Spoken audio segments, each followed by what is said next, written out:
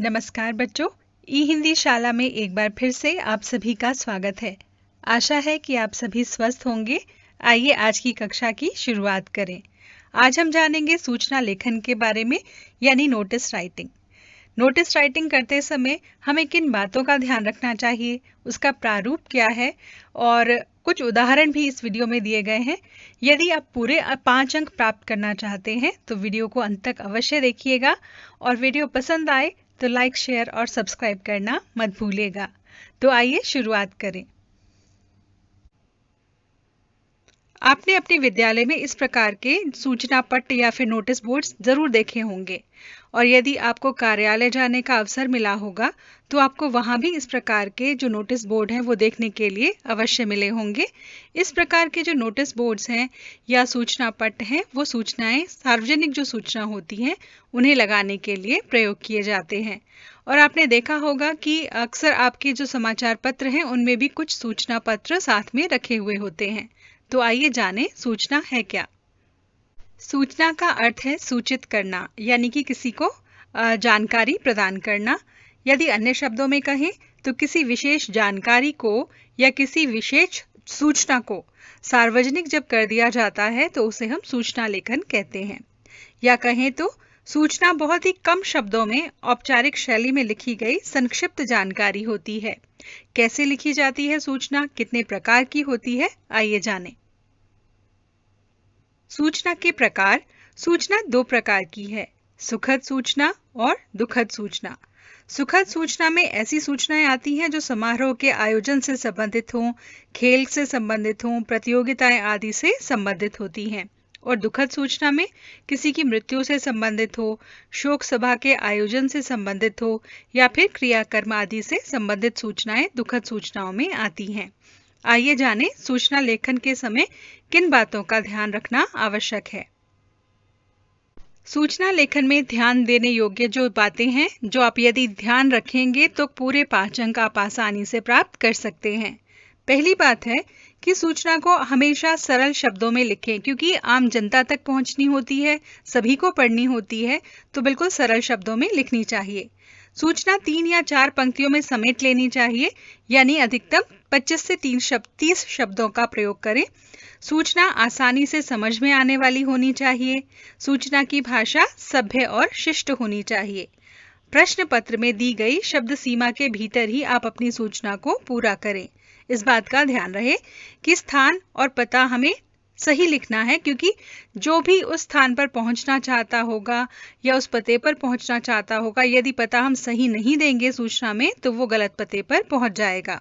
उसी प्रकार स्थान के साथ साथ दिनांक भी हमें अवश्य लिखनी है। यदि हम तारीख नहीं लिखेंगे, तिथि नहीं लिखेंगे, तो कैसे पता चलेगा कि वो कार्यक्रम कब होने वाला है। तो सही तिथि का लिखना भी बहुत जरूरी है। सूचना देने वाले का नाम और हस्ताक्षर और पद भी आपको लिखने हैं, क्योंकि ये किसकी ओर से दी जा रही है सूचना, ये लिखना भी बहुत जरूरी होता है। तो इन बातों का ध्यान रखें। शब्द कम से कम प्रयोग करें, सरल भाषा का प्रयोग करें जो आसानी से समझ में आती हो, और शिष्ट भाषा का प्रयोग करें, यानी अच्छे शब्दावली का प्रयोग करें, और शब्द सीमा का ध्यान रखें।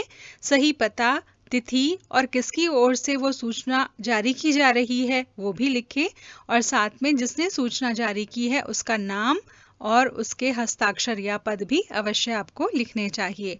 आइए प्रारूप देखते हैं। सूचना लेखन का प्रारूप यानी फॉर्मेट फॉर नोटिस राइटिंग। सबसे पहले आपको क्या करना है, एक बॉक्स बनाना है। जिस प्रकार से हमने संदेश लेखन में किया था, बिल्कुल वैसे ही एक बॉक्स आप बनाइए। सबसे ऊपर बीच में यानी मध्य में सूचना शब्द आपको लिखना है, और वो इस प्रकार से लिखना है कि दूर से नजर आए। सूचना देने वाली संस्था का नाम भी लिखें। उसके नीचे ही आपको उस संस्था का नाम लिखना है जिसकी ओर से की वो सूचना दी जा रही है। अगर आप विद्यालय की ओर से दे रहे हैं तो विद्यालय का नाम आएगा। यदि किसी नृत्यशाला की ओर से दिया जा रहा है तो उस नृत्यशाला का नाम देंगे। स्वास्थ्य संस्थान है तो उसका नाम या पता वहां पर दिया जाएगा। उसी के नीचे विषय, सूचना का विषय क्या है, यानी क्या वो स्वास्थ्य की जांच शिविर का आयोजन से संबंधित है, किसी प्रतियोगिता के आयोजन से संबंधित है, या रक्त शिविर आदि की जांच आदि से संबंधित है। तो इस प्रकार की जो उसकी विषय है वो विषय लिखना आपको जरूरी है। उसके बाद बाईं ओर आपको तिथि या दिनांक लिखनी है। वो जरूरी है, क्यों? क्योंकि जिस तिथि को आप सूचना दे रहे हैं उसके हिसाब से ही सूचना प्राप्त करने वाला व्यक्ति समय का अंदाजा लगाएगा। तो सही तिथि वहां पर आप लिखेंगे बाईं ओर।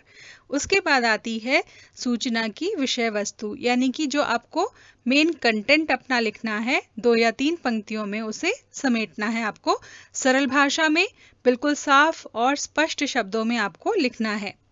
अंत में सूचना देने वाले का पद और नाम लिखना है कि सूचना किसकी ओर से दी जा रही है। सूचना का प्रारूप, सबसे पहले देखिए एक बॉक्स बनाया गया है और बीच में सबसे ऊपर लिखा है सूचना। जैसे कि अभी आपको मुख्य बिंदु बताए गए थे, उसी हिसाब से ये पूरा प्रारूप तैयार किया गया है। तो उसके बाद है संस्था का नाम, यानी कि विद्यालय की ओर से है सूचना या किसी संस्थान की ओर से है, वो आपको यहाँ पर नाम लिखना होगा। उसके बाद आता है सूचना का विषय, कि किस विषय से संबंधित है सूचना। क्या खोया पाया से संबंधित है, किसी जांच के लिए है, प्रतियोगिता के आयोजन से संबंधित है, वो आपको यहाँ पर लिखना होगा। उसके बाद बाईं ओर देखिए दिनांक के लिए स्थान दिया गया है और उसके नीचे जो 3 पंक्तियां हैं वो हैं आपकी विषय वस्तु के लिए, यानी कि जो सूचना लिखनी है आपको वो यहाँ लिखेंगे। उसके बाद अंत में सूचना देने वाले का नाम और उसका पद। याद रखिए, यदि आप विद्यालय की ओर से लिख रहे हैं तो अपना नाम लिख सकते हैं, परंतु यदि आप परीक्षा भवन से यह सूचना लिख रहे हैं तो उस समय आप अपना खुद का नाम कभी नहीं लिखेंगे, ये लिखना वर्जित होता है। तो यदि आपको प्रश्न पत्र में नाम दिया गया है किसी संस्था का, या आपको कोई एक विशेष नाम दिया गया है कि उसकी ओर से आप सूचना लिख रहे हैं, तो आप उनका प्रयोग कर सकते हैं या फिर क ख ग लिखेंगे।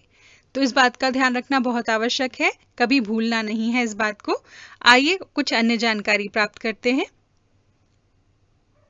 सूचना खोया पाया या वस्तु व्यक्ति से संबंधित हो, यदि कि कोई व्यक्ति खो गया है या वस्तु खोई है या प्राप्त हुई है, तो उसके लिए हमें कुछ विशेष बातें हैं जो सूचना में लिखनी होती हैं। आइए उसके बारे में जानते हैं। सबसे पहले आपको ऊपर लिखना होगा खोया या पाया, सूचना शब्द लिखने के बाद फिर दिनांक आएगी, उसके बाद समय और स्थान की वो कहाँ पर खोया, किस समय खोया, आप ये जरूर लिखेंगे उस जानकारी में। और उस व्यक्ति की या फिर वस्तु की कोई पहचान यदि है तो वो भी आपको वहां पर लिखनी आवश्यक होती है, कि उसका रंग रूप आकार प्रकार कैसा है जो भी वस्तु या व्यक्ति खोया है। और क्या सामग्री थी, यदि वस्तु खोई है तो मान लीजिए आपका कोई बैग खो गया है तो उसके अंदर क्या क्या था वो भी आप यहाँ पर जानकारी के रूप में अवश्य लिखेंगे।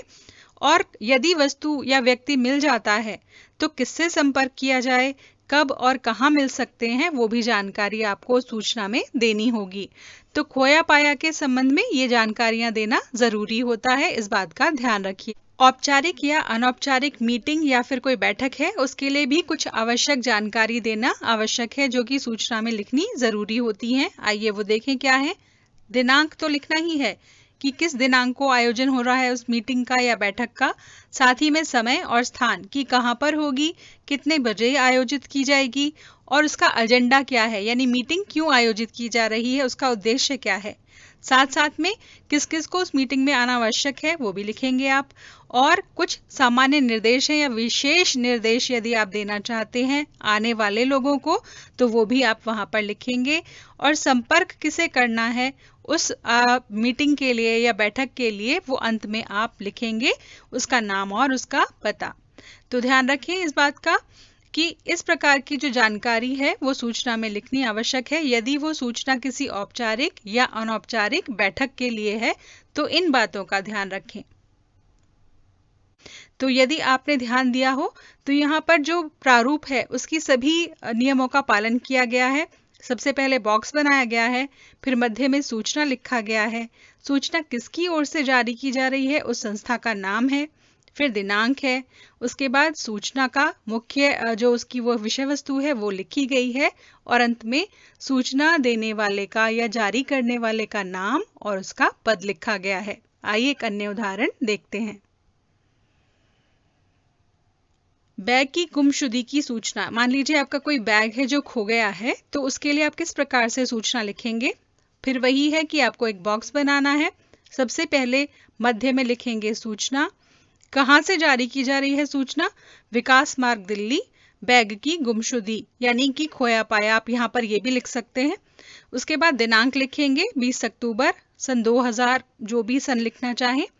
उसके बाद सभी को सूचित किया जाता है कि द्वारका मेट्रो स्टेशन दिल्ली के आसपास मेरा बैग खो गया है, जिसमें मेरे जमीन और शिक्षा संबंधी महत्वपूर्ण कागजात रखे थे। यदि वह बैग किसी भी महानुभाव को मिले तो कृपया इस नंबर पर सूचित करने की कृपा करें।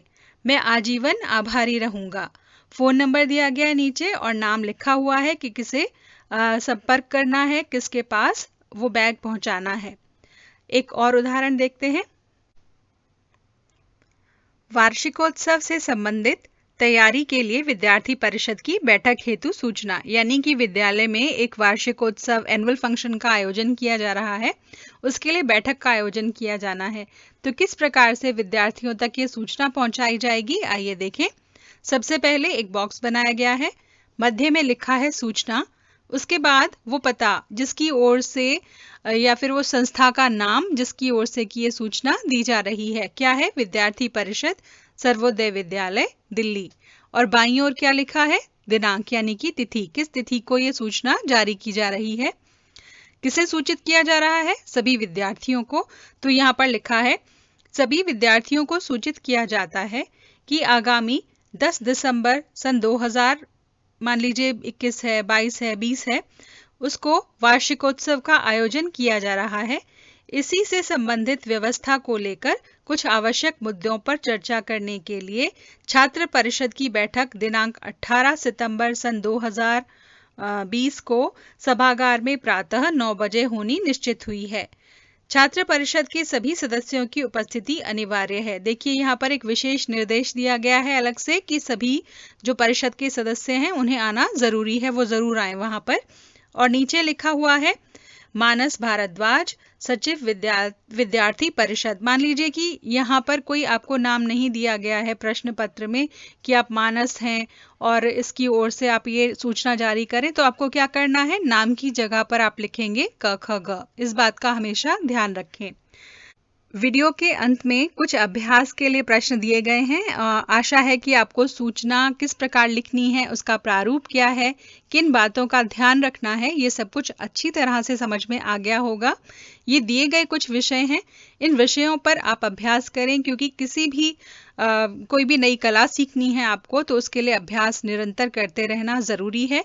कोई भी चीज सीखने के लिए अभ्यास आवश्यक है, तो अभ्यास अवश्य कीजिए और सावधानी बरतिए। पूरे 5 अंक आपके हैं। हमें आशा है कि आपको सूचना लेखन अच्छी प्रकार से समझ में आ गया होगा, किन बातों का ध्यान रखना है, प्रारूप क्या है और किस प्रकार से सूचना लिखनी है, ये सब बातें आप आसानी से समझ गए होंगे।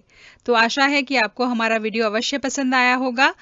बेल आइकन को दबाकर हमारे चैनल को सब्सक्राइब करना ना भूलें और वीडियो को लाइक शेयर जरूर करें। एक नई वीडियो के साथ शीघ्र ही आपसे फिर से मुलाकात होगी। तब तक के लिए आपसे विदा चाहते हैं। विदा।